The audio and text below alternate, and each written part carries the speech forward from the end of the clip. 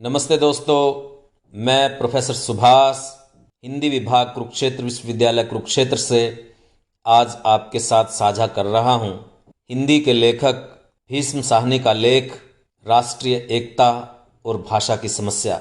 दोस्तों, भाषा मनुष्य के लिए कितनी ज़रूरी है, इस बात के बारे में हम सब लोग अच्छी तरह से वाकिफ़ हैं।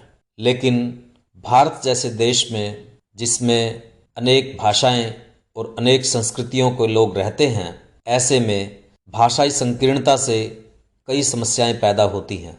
आधुनिक काल से ही भारत में भाषा को लेकर अनेक विवाद रहे हैं, चाहे 19वीं शताब्दी का उर्दू हिंदी विवाद हो या स्वतंत्रता आंदोलन के दौरान की वह बहस हो कि भारत की राष्ट्रभाषा कौन सी होगी और उसका स्वरूप क्या होगा, या फिर स्वतंत्रता के बाद राजभाषा का सवाल हो, भाषाई आधार पर राज्यों के बनने की बात हो। इस तरह से भाषा को लेकर के सांस्कृतिक और राजनीतिक और भाषा वैज्ञानिक कई तरह के सवाल समाज में चलते हैं। भाषा के प्रति एक सांप्रदायिक दृष्टि भी है जो भाषा को धर्म से जोड़ती है। इस तरह दोस्तों, भाषा को लेकर कई तरह के सवाल हैं। ये लेख उन सब सवालों पर प्रकाश डालता है। तो प्रस्तुत है दोस्तों भीष्म साहनी का लेख राष्ट्रीय एकता और भाषा की समस्या। मैं भाषा वैज्ञानिक नहीं हूँ। भाषाएं कैसे बनती और विकास पाती हैं, कैसे बदलती हैं, इस बारे में बहुत कम जानता हूँ। इसलिए किसी अधिकार के साथ भाषा के सवाल पर नहीं बोल सकता। मेरी अपनी स्थिति भी अनूठी ही है। मेरी मातृभाषा पंजाबी है। मेरी शिक्षा उर्दू भाषा में हुई है। लिखता मैं हिंदी भाषा में हूँ और पढ़ाता मैं अंग्रेजी हूँ। आप कहेंगे, ऐसा व्यक्ति न घर का न घाट का। जो 4 जबानों से वास्ता रखता हो वह एक जबान का भी नहीं हो पाएगा। पर शायद ऐसी स्थिति से मुझे एक लाभ भी है। भाषा के सवाल को मात्र भावना के स्तर से लिए जाने और उससे पैदा होने वाली उत्तेजना और सिर फुटव्वल से बचा रहता हूँ। अंग्रेजी को छोड़ूं तो खाऊंगा कहाँ से, हिंदी को छोड़ूं तो जिंदगी भर का किया किराया कुएं में, पंजाबी को कैसे छोड़ सकता हूँ, वह तो मेरे खून में है। और उर्दू को कैसे छोड़ूं, वह तो मुझे संस्कार रूप में मिली है। मुझे ये सभी भाषाएं प्यारी हैं। मैं किसी एक को भी छोड़ना नहीं चाहता। मैं इनकी उपयोगिता से, इनकी देन और महत्व से परिचित हूँ और शायद इसी कारण मैं इस सवाल पर बोलने का दुस्साहस भी कर बैठा हूँ। कौन नहीं जानता कि भाषा के सवाल को लेकर हमारे देश में तरह तरह की विडंबनाएं पाई जाती हैं। मैं आपके सामने अपने कुछ एक विडंबनापूर्ण अनुभव ही रखना चाहता हूँ। मेरे पिताजी हिंदी भाषा के उत्साही समर्थक थे, पर अपना सारा पत्र व्यवहार उर्दू में किया करते थे। पंजाब में हिंदी भाषा का प्रचार सबसे अधिक 2 उर्दू पत्रिकाओं मिलाप और प्रताप के माध्यम से किया जाता रहा है। आर्य समाज से एक विभाग का मुखपत्र आर्य गजट नाम की एक पत्रिका हुआ करती थी, जो उर्दू में प्रकाशित की जाती थी। आज भी उसकी कुछ पुरानी प्रतियां मेरे पास रखी हैं। मेरे पिताजी आर्य समाजी विचारों के थे, आर्य समाज के जाने माने कार्यकर्ता थे। हमारे घर में रोज़ बहसें चला करती थी हिंदी भाषा को लेकर, और अक्सर इन बहसों में गर्मी भी आने लगती। एक दिन मैंने कहा, तो पिताजी आपकी ही बात रही, आज से हम घर में केवल हिंदी बोला करेंगे, न पंजाबी में बात करेंगे न अंग्रेजी में, शुद्ध हिंदी में बोलेंगे। पिताजी क्या कहते, उन्हें मानना पड़ा। पर तीसरे वाक्य पर ही उनकी जबान लड़खड़ा गई। हिंदी का प्रचार करना एक बात है, हिंदी का प्रयोग करना बिल्कुल दूसरी बात। घर के अंदर परिवार के सदस्यों के बीच हिंदी में वार्तालाप कर पाना उन्हें बड़ा अटपटा लगने लगा, और शीघ्र ही वह अपनी मातृभाषा पंजाबी पर लौट आए और कहने लगे, यह क्या है, तू अपने बाप के साथ मजाक करता है। पिताजी व्यापारी थे। पेशावर, श्रीनगर आदि स्थानों पर दुकानदारों के साथ उनका पत्र व्यवहार रहता था। उनके साथ उनकी जारी चिट्ठी पत्री उर्दू भाषा में चलती थी।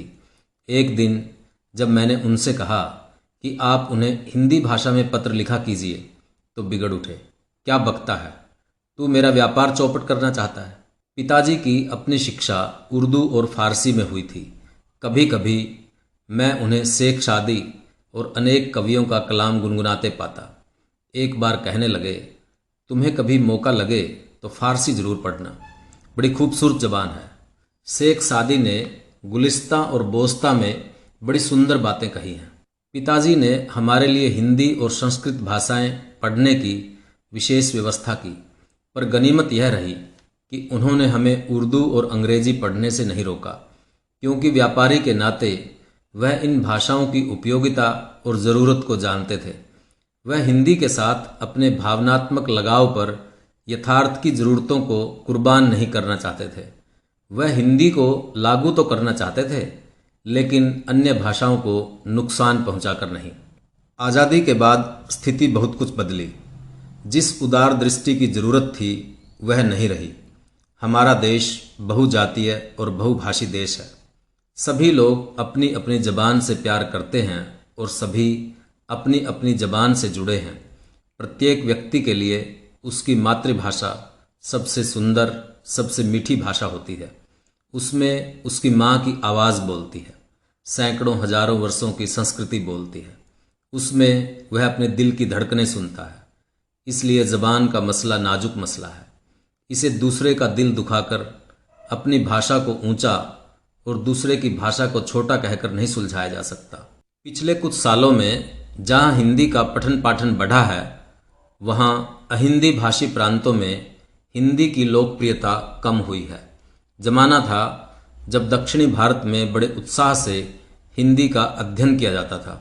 मेरे एक तमिल मित्र 10 वर्षों तक बहुत ही मामूली वेतन लेकर एक स्वयंसेवक की तरह हिंदी अध्यापन का काम तमिलनाडु में करते रहे थे।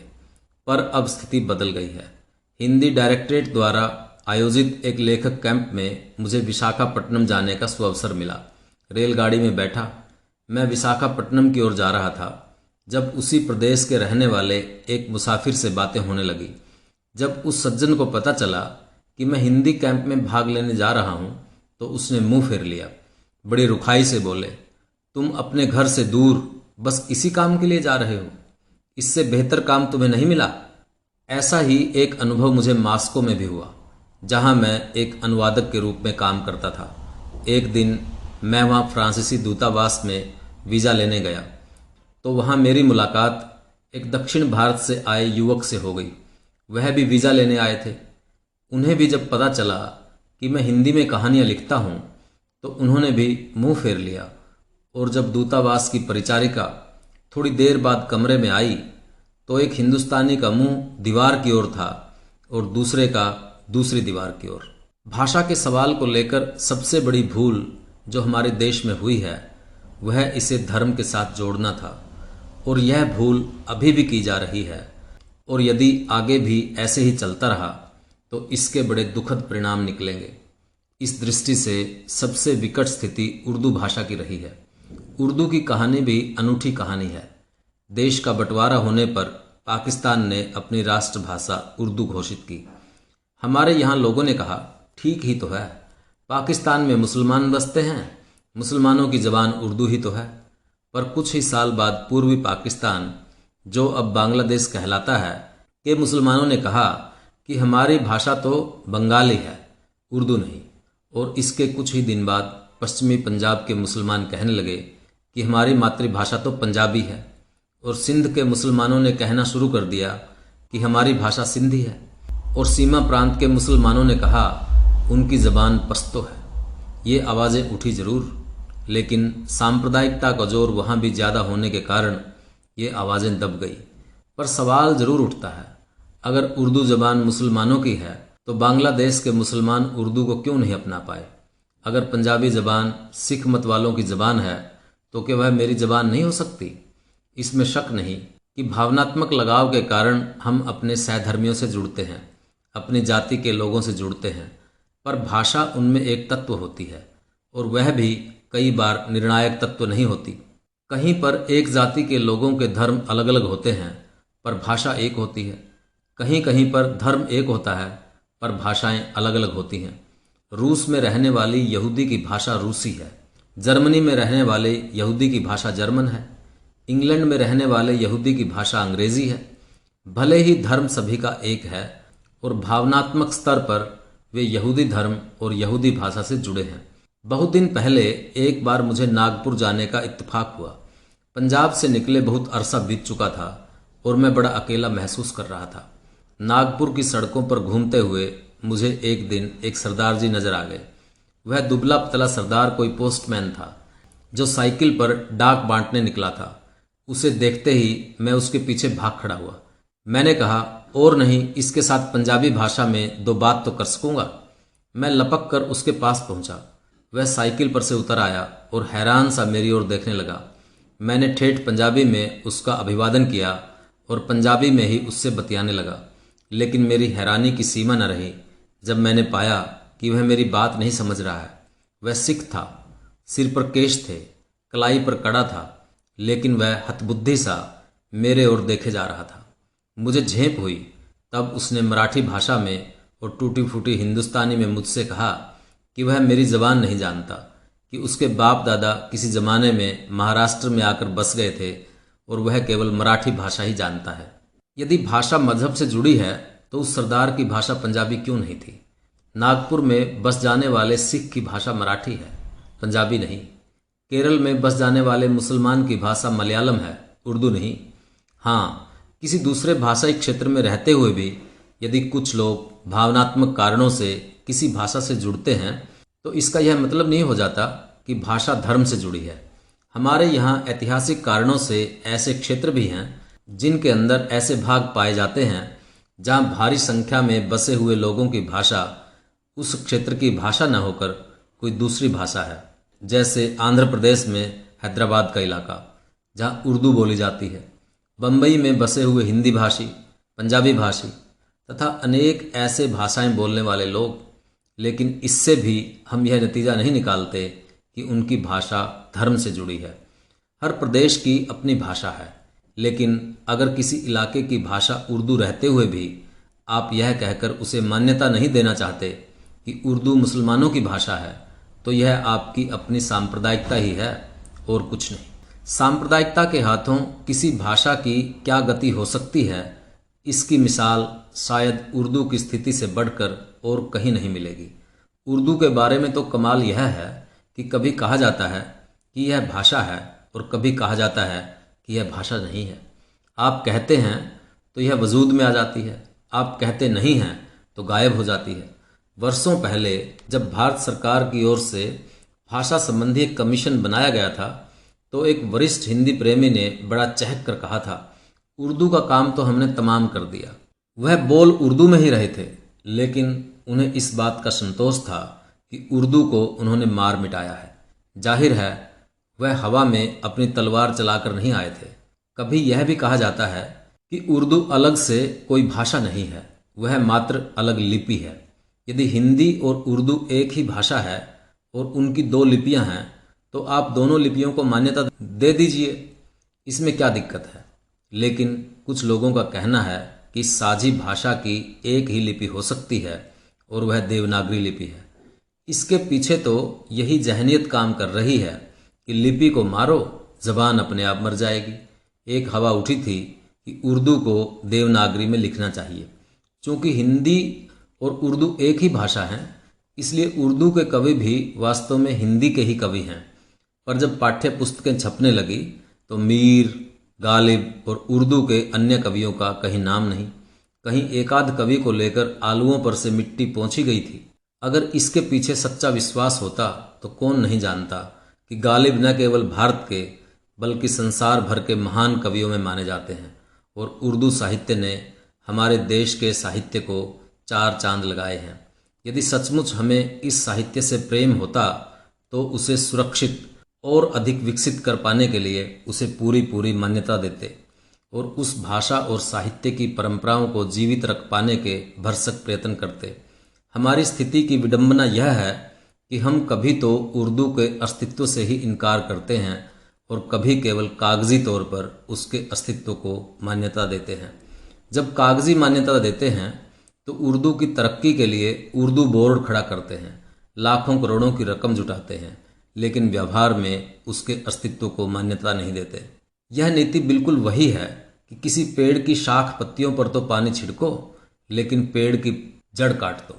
यदि आप सचमुच चाहते हैं कि उर्दू फले फूले, तो आप ही का यह फर्ज भी हो जाता है कि आप स्वयं इस बात का अध्ययन करें और उसे उनके प्रदेश में बहाल करें, उसे सरकारी मान्यता मिले, स्कूलों कॉलेजों में बाकायदा उर्दू पढ़ाई जाने लगे, उर्दू की शिक्षा जड़ पकड़े बढ़े। तभी अनुदानों से भी भाषाएं जीवित रह पाई हैं। यदि उर्दू के साथ न्याय नहीं किया गया तो हम सांप्रदायिकता के दोष से कभी मुक्त नहीं हो पाएंगे। हाल ही में हमारे गृह मंत्री ने टिप्पणी की है कि उर्दू आक्रमणकारियों की भाषा है। यह भाषा के सवाल को जानबूझकर सांप्रदायिकता का रंग देना है। कौन नहीं जानता कि उर्दू का जन्म हमारे देश में हुआ था। हमारे ही देशवासियों की प्रतिभा ने उसे विकसित किया है, निखारा है। 700 बरस पहले जहाँ से आक्रमणकारी आए थे, वहाँ की ज़बान न तब उर्दू थी न आज है। और यदि आक्रमणकारियों की ज़बान को आप मान्यता नहीं देना चाहते, तो संस्कृत भी तो आक्रमणकारियों की ही ज़बान थी। यह सवाल को जानबूझकर सियासी रंग देना है। किसी भाषा पर विचार करते समय न तो हम इस बात को प्राथमिकता देते हैं कि उस भाषा के बोलने वालों का धर्म क्या है, और न इस बात को कि वे आक्रमणकारी हैं अथवा नहीं। कौन नहीं जानता कि ये आक्रमणकारी मूलतः अपनी जाति के ही लोग थे। यह ऐतराज़ भी उठाया जाता है कि उर्दू में भारतीय संस्कृति सी छाप न मिलकर किसी विदेशी बाहरी संस्कृति की छाप मिलती है, साकी और पैमाना की, गुलो बुलबुल की, आदि आदि। क्या यह सच नहीं कि रेनेसां काल में सारे यूरोप के साहित्य पर यूनानी और रोमन पुराण कथाओं की भरपूर छाप पड़ी थी, जो अब इन देशों के साहित्य का अभिन्न अंग बन गई है? क्या उससे अंग्रेजी साहित्य ही नहीं रह गया था, या अंग्रेजी भाषा नहीं रह गई थी? हमारी स्थिति की विडंबना भाषा में शुद्धता पर जोर देने में भी पाई जाती है। शुद्ध भाषा का मसला भी सांप्रदायिकता की ही देन है। भाषा शुद्ध होनी चाहिए, मतलब कि संस्कृतनिष्ठ होनी चाहिए। हिंदी भाषा में शुद्ध की मांग भी बहुत हद तक उर्दू को ही लक्ष्य करके की जाती है। उर्दू का शब्द किसी वाक्य में आ जाए तो कुछ भाई लोगों को चिढ़ होती है। अंग्रेजी का शब्द आ जाए तो इतनी चिढ़ नहीं होती, बल्कि कहीं कहीं पर तो खुशी होती है, क्योंकि इससे बौद्धिकता का, आधुनिकता का रंग आता है। हमारे देश का दुर्भाग्य यह रहा है कि हमारे सियासतदान भाषा को हाँकते रहे हैं। भाषा के नाम पर लोगों को हाँका नहीं जा सकता।